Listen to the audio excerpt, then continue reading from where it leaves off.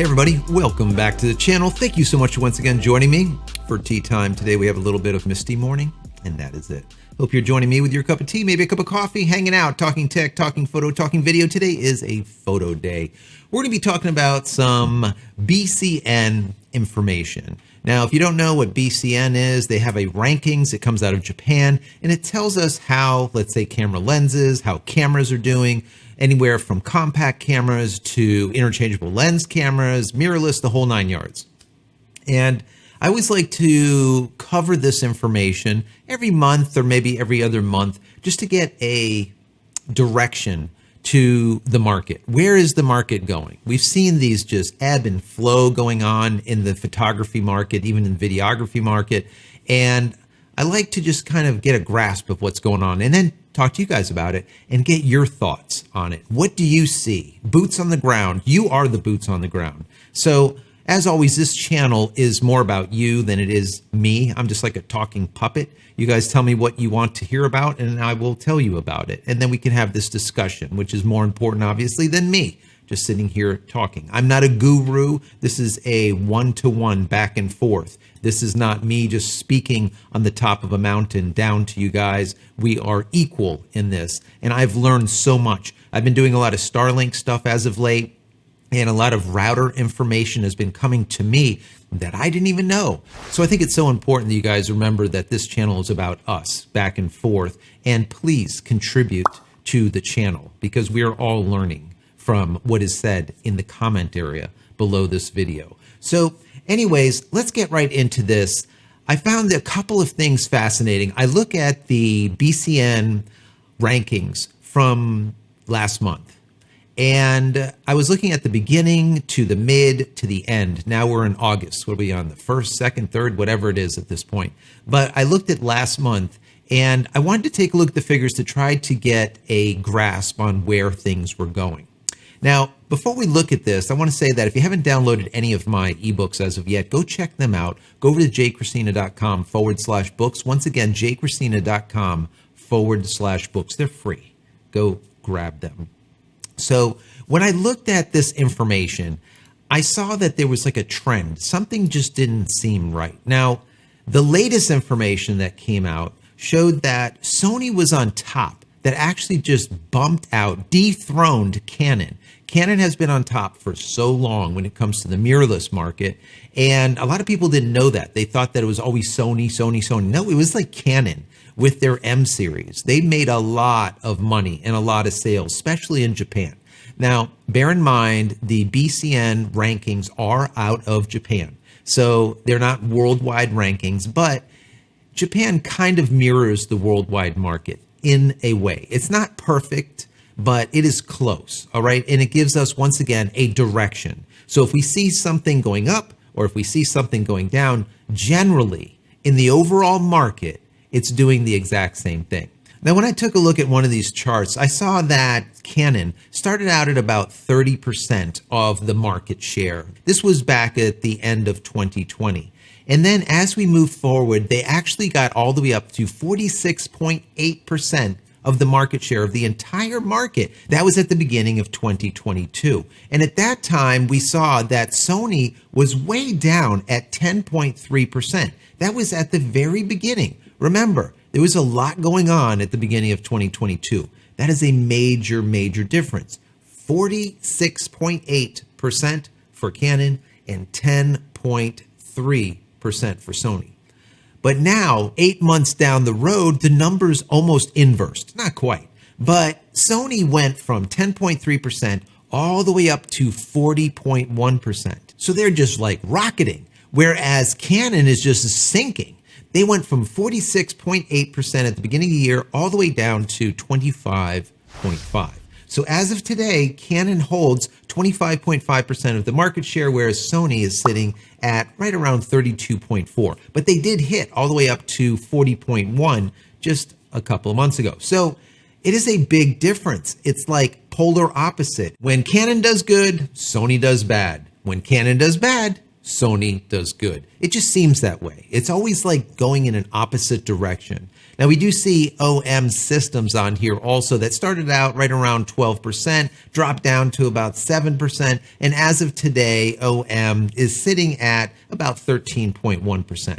Nothing fantastic, but that's not bad. At least they are moving forward instead of backwards, in comparison to Canon, which has been moving backwards as of late. So kudos to Sony for dethroning Canon. It happened a month or two ago, but even now, we're sitting at 25.5% for Canon and 32.4% for Sony. Once again, they are still in the lead. Now, I was looking at another chart, and I find this very, very fascinating. Now, this chart has to do with compact digital camera share, the share of the market, who has what.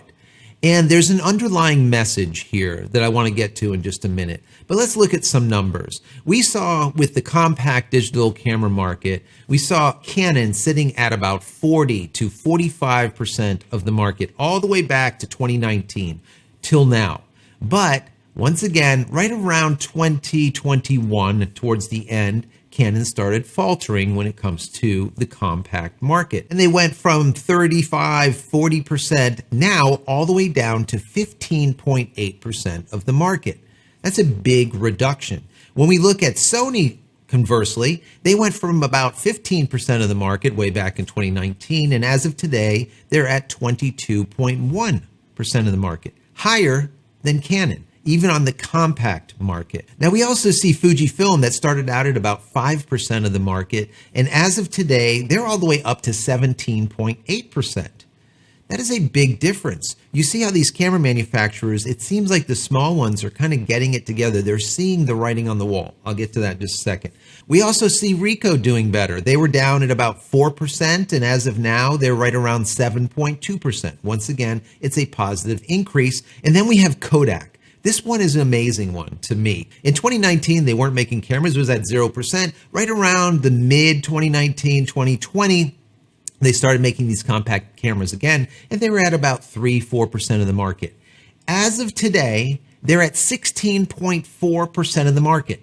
16.4, guys. It literally just went nuts. Right around 2022, they were still at about, let's say, 7% of the market. But from the beginning of this year, 2022, to now, it's just skyrocketed. It literally doubled, over doubled, from like 7-8% to now 16.4%.